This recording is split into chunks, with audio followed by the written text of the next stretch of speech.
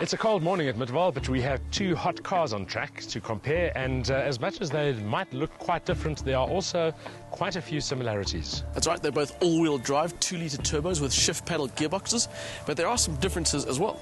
Absolutely, I think quite obviously the Subaru is quite a bit bigger, and of course the engine's very different. They are both 4 cylinders, but the Subaru has that trademark boxer horizontally opposed motor, whereas the Audi opts for a normal inline 4. Well, we've got Midval track for the whole morning, so let's get started, shall we? Yes, maybe it'll be warmer inside the cars.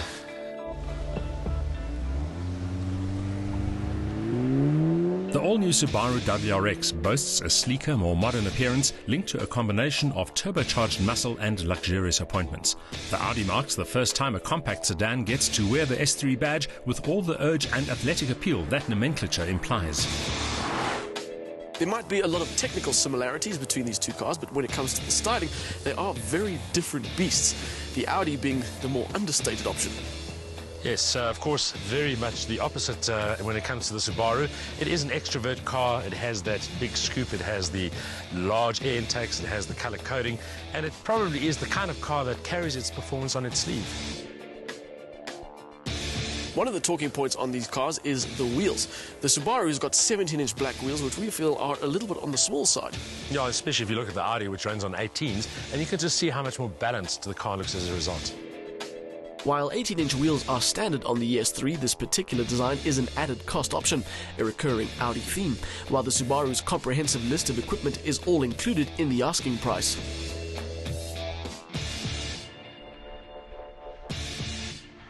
South African Audi S3 owners have to make do with a downgraded version of this 2-litre turbocharged engine. We have 206 kilowatts in South Africa, whereas European owners, of course, have 221 kilowatts to play with. The torque figure remains the same at 380 newton meters, available from just 1800 RPM. The gearbox, a 6-speed S-tronic dual clutch design, and of course, like the Subaru, it also has paddle shifts. You can't really talk about Subaru without mentioning the Boxer engine, which is what we have here. A 2-litre turbo, as we said earlier, 197 kilowatts, 350 newton meters. But the big surprise, a paddle shift system linked to a CVT gearbox. The CVT, Subaru says, is light years ahead of the old-style rubber band effect designs.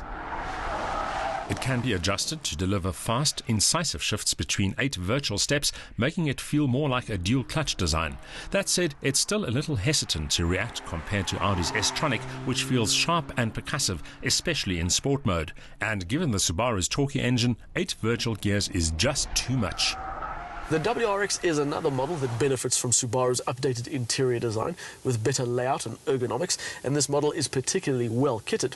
And although it is better than it's ever been, by comparison to the S3, it's still a little plasticky, and this pretend carbon fiber doesn't do it any favors.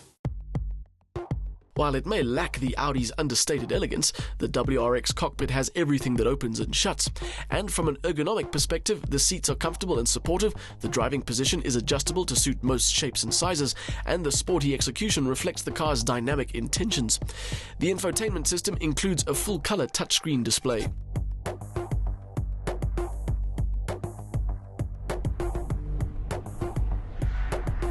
Audi has a reputation for building the best interiors in the business, and for good reason.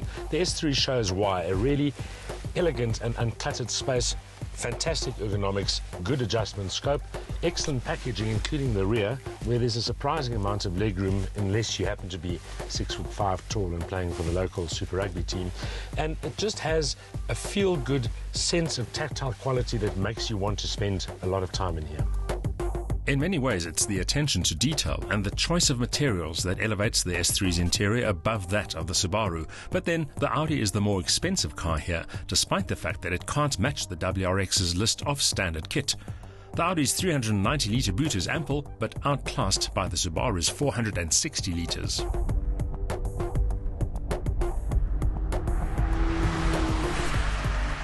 However, considering the two sedans are unashamedly sporty, it's arguably their performance and handling talents that matter most. There was a time when Audi's Quattro cars could feel quite unwieldy in the twisties, but this latest system with its Haldex multiplate clutch really is quite nimble, and the turn-in is good, the car feels balanced. If you try very hard, there is still a touch of understeer, but it is a well-balanced, well-sorted and very entertaining car to drive.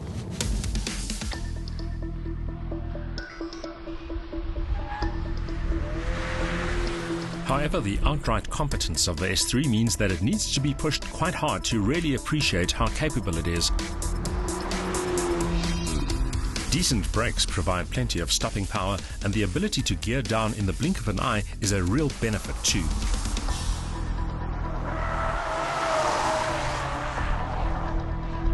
There are a few bits on the WRX that help when you're on track.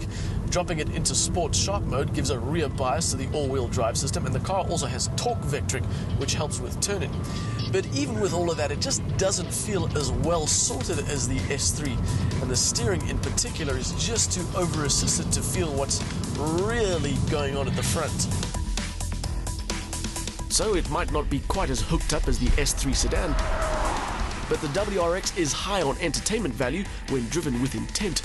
It's softer but also more forgiving than the Audi, and while the steering feels too light, the chassis and suspension provide plenty of feedback.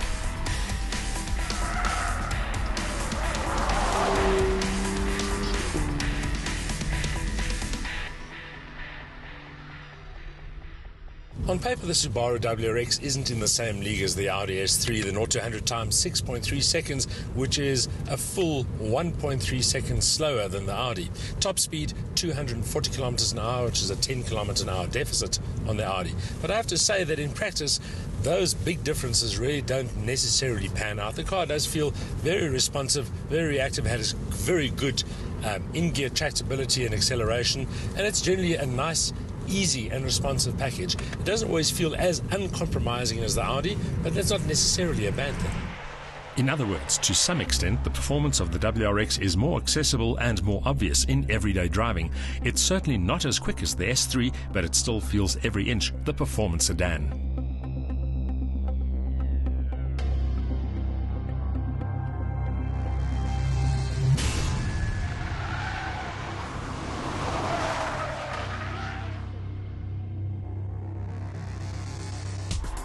Unsurprisingly, with more power and less weight, the S3 has better performance figures, 0 to 100 time 4.9 seconds, top speed 250 kilometers an hour. But it also just feels faster, from pull-off and in-gear as well, and it's also got superbly quick and smooth gear shifts from the S-tronic gearbox. By comparison, the Subaru's transmission, while impressive in the CVT context, is the Achilles heel of the car.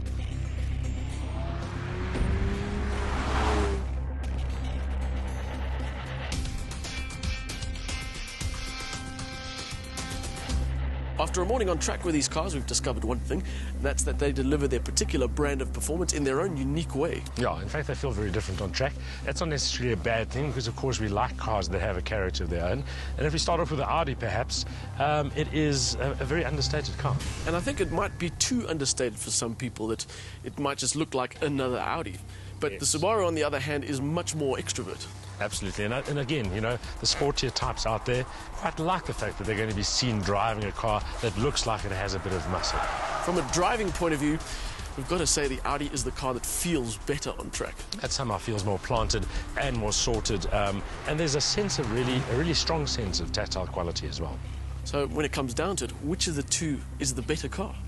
Well, I think if it's just in terms of pure engineering, which is the better car, the Audi wins it, just because everything about it feels solid, feels robust, feels beautifully screwed together. On the other hand, though, it is a lot more expensive. That's true. If you want to save yourself 60,000 Rand and still have a very entertaining drive, the Subaru WRX is a definite option. And the lower price doesn't mean you have to sacrifice anything in terms of bits and pieces, because it is a very full-featured car. So, in terms of value, the Subaru is the one to go for, but if I had to park one in my garage, I think I'd go for the Audi. Yeah, but you're a fancy pants anyway.